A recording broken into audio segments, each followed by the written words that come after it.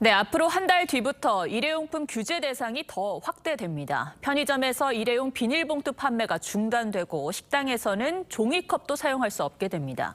환경을 위해서는 꼭 필요한 방향이지만 반발의 목소리도 있습니다. 사회정책부 신경희 기자와 따져보겠습니다.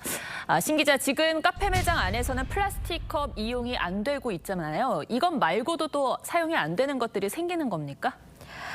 네, 카페와 식당을 먼저 살펴보면 사용금지 일회용품이 추가되는데요. 앞서 4월부터 플라스틱 컵이 금지된 바 있습니다. 다음 달 24일부터는 여기에 일회용 종이컵과 플라스틱 빨대, 젓는 막대가 추가됩니다. 또 편의점이나 빵집 등에선 비닐봉투 대신에 종이봉투나 종량제 봉투, 부직포 쇼핑백 등을 사야 합니다. 이뿐 아니라 백화점과 대형마트 등에선 우산에 씌우는 비닐도 전면 금지됩니다.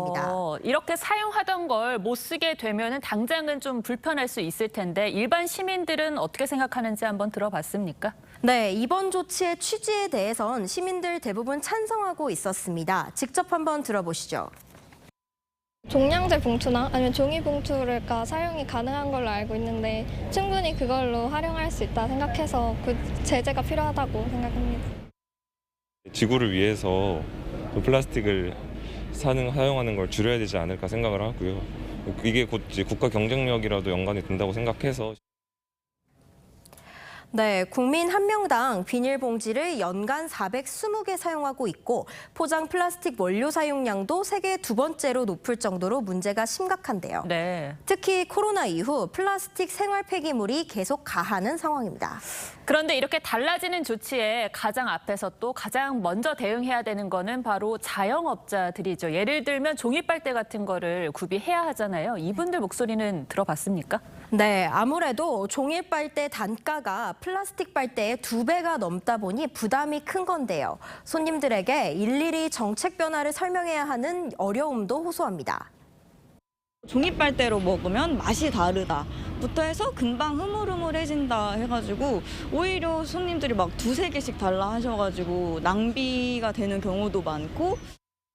네, 이번 규제로 전체 카페와 식당, 편의점의 90% 이상이 영향을 받을 전망입니다. 이런 재정적인 부담 말고는 긍정적이던가요? 네, 규제가 일괄적이지 않다는 지적도 있습니다. 약국이 대표적인데요. 같은 해열제를 사도 약국에선 비닐봉투에 담합할 수 있지만 편의점에선 불법이 됩니다.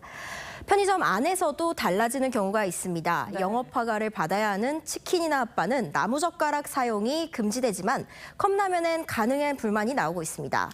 사실 일회용 컵 보증금 문제도 여러 논란이 나오면서 미뤄지고 또 축소되는 문제가 있었는데 이번에도 혹시 비슷한 문제가 나오지 않을까요? 네, 정부가 내민 카드는 계도 기간 적용입니다. 최대 300만 원의 과태료를 당장은 부과하지 않는다는 건데요.